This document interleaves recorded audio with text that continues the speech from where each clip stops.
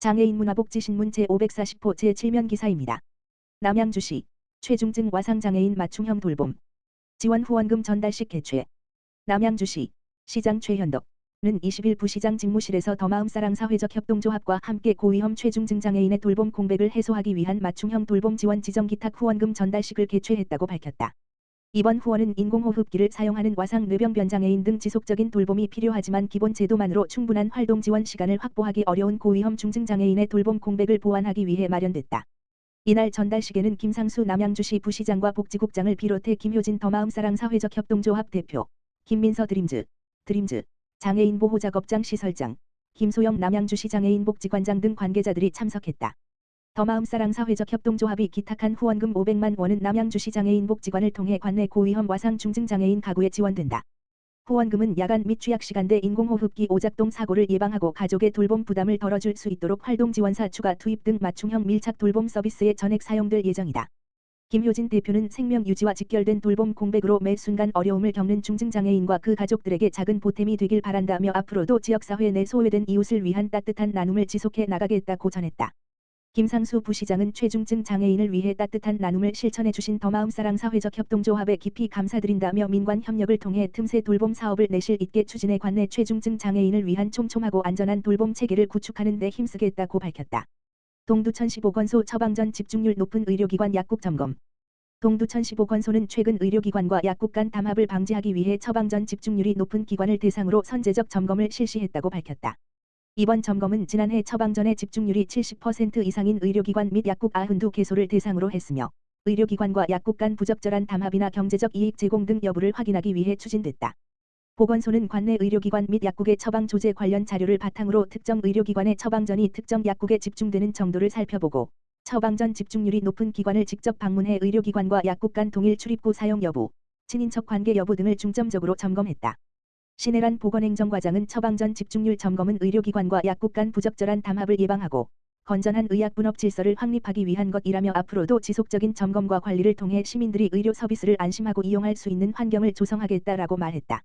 동두천 미디오센터 가을의 시작, 영화와 함께 무료 영화 상영.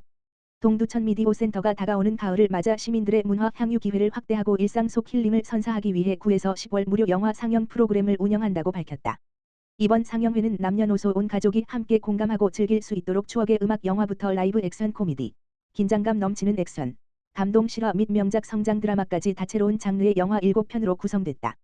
상영작은 9월 5일 토 한국 포크 음악의 향수를 소환하는을 시작으로 9월 12일 토 뉴욕을 배경으로 유쾌한 웃음을 전하는 라이브 액션 코미디, 9월 19일 토 한계에 맞서는 청춘들의 거대한 미로 탈출기를 그린과 차례로 스크린에 오른다. 이어지는 10월 상영작으로는 10월 10일 토 전 세계를 사로잡은 아바의 음악으로 채워진 뮤지컬 영화, 10월 17일 토 인간 존엄과 자유의 가치를 되새기는 감동 실화, 10월 24일 토 따뜻한 우정과 명곡 비와 당신이 흐르는, 10월 31일 토 사회 초년생의 1과 3 성장을 그린까지 상영되어 다양한 감동을 선사할 예정이다. 영화는 9에서 10월 매주 토요일 오전 10시와 오후 2시 하루 2회에 걸쳐 무료로 상영된다. 단 9월 26일 추석 연휴, 10월 3일 개천절 당일은 휴관이다. 미디오센터 관계자는 선선한 가을을 맞아 가족, 친구, 이웃과 함께 미디오센터에서 풍성한 문화생활을 즐기시길 바란다라며 앞으로도 시민들을 위한 다채롭고 수준 높은 미디어 문화 프로그램을 지속적으로 마련하겠다라고 전했다. 남양주시 장애인 복지관, 장애 아동 청소년 방학 돌봄 AI 썸머랩 크루로 디지털 경험 확대. 남양주시 시장 최현덕은 남양주시 장애인 복지관이 지난 3일부터 14일까지 2주간 장애 아동 청소년의 방학 중 돌봄 공백을 해소하고 디지털 역량을 높이기 위한 여름방학 돌봄 사업 서머 플레이 라운지 이하 SPL을 운영했다고 20일 밝혔다. SPL은 방학 기간 돌봄이 필요한 장애 아동 청소년에게 안전한 돌봄 환경과 다양한 체험 기회를 제공하기 위해 마련됐다. 특히 올해는 중고등학생을 대상으로 한 AI 썸머랩 크루를 운영해 기존 돌봄 프로그램의 인공지능 AI 교육을 접목했다. AI 썸머랩 크루는 경기도재활협회 지원사업에 선정돼 AI 특화반으로 운영됐다. 참여자들은 AI 코디니를 활용한 이트 활용 능력 향상 프로그램 챗GPT 선호 등 생성형 AI 활용 교육 AI 거점센터 견학 등에 참여했다. 참여 학생들은 AI 기술을 직접 활용하는 체험 중심 활동을 통해 디지털 기술에 대한 이해와 자신감을 높였다. 김소영 남양주시 장애인 복지관장은 이번 AI 특화 프로그램을 통해 장애 아동 청소년들이 새로운 디지털 기술을 어렵게 생각하지 않고 직접 경험하며 자신의 가능성을 넓혀가는 기회가 됐길 바란다고 전했다. 시 관계자는 방학 돌봄이 단순한 돌봄을 넘어 장애 아동 청소년의 다양한 경험과 역량을 키우는 기회로 이어지는 것이 중요하다며 앞으로도 지역 내 장애 아동 청소년이 변화하는 환경에 소외되지 않고 다양한 교육과 체험에 참여할 수 있도록 지속적으로 관심을 갖고 지원하겠다고 밝혔다. 가평군 장애인 이동 편에 위해 2억 1천만 원 지원. 평군이 장애인들의 이동 편의를 높이기 위해 가평군 장애인 복지관에 2억 1천여만 원을 지원해 친환경 전기버스와 장애인 슬로프 차량을 도입했다. 가평군 장애인 복지관은 24일 복지관 주차장에서 서태원 가평군수와 신성식 운영위원장, 김명주 관장과 이용자 등 100여 명이 참석한 가운데 신규 차량 도입을 기념하는 시승 행사를 개최했다. 이날 시승식에서는 참석자들이 전기버스 내부를 둘러보고 장애인 슬로프 차량의 휠체어 이용자가 직접 탑승하는 시범을 진행했다. 가평군이 지원한 차량은 23인승 친환경 전기버스 1대와 휠체어 이용자의 탑승이 가능한 7인승 장애인 슬로프 차량 1대다. 이번 차량 도입으로 그동안 이동에 제약을 겪었던 장애인 복지관 이용자들의 이동 여건이 크게 개선될 것으로 기대된다. 서태원 가평군수는 새롭게 도입된 차량들이 이동상 제약으로 복지관 이용에 어려움을 겪는 장애인들의 일상에 활력을 불어넣기를 바란다며 장애인과 비장애인 모두가 차별 없이 이동하고 편리하게 생활할 수 있도록 더욱 세심하게 살피겠다고 말했다. 한편 가평군 등록장애인은 4,990명으로 전체 인구의 7.9%를 차지한다. 남양주시 북부장애인 복지관 AI 활용 교육으로 사회복지 실무자 역량 강화. 남양주시 시장 최현덕은 지난 19일 남양주시 북부장애인 복지관이 전 직원을 대상으로 사회복지 현장의 디지털 대응 역량을 높이고 업무 효율성을 강화하기 위한 사회복지 실무자를 위한 AI 활용과 업무 효율화 교육을 실시했다고 20일 밝혔다. 이번 교육은 급변하는 디지털 환경 속에서 사회복지 현장의 업무 효율성을 높이고 인공지능, AI 기술을 활용한 역량을 강화하기 위해 마련됐다. 특히 사회복지 현장에 바로 적용할 수 있는 실습 중심의 프로그램으로 구성해 교육의 실효성을 높였다. 교육은 김근태 비영리마케팅연구소 복지꿀팁 대표를 초청해 진행됐다.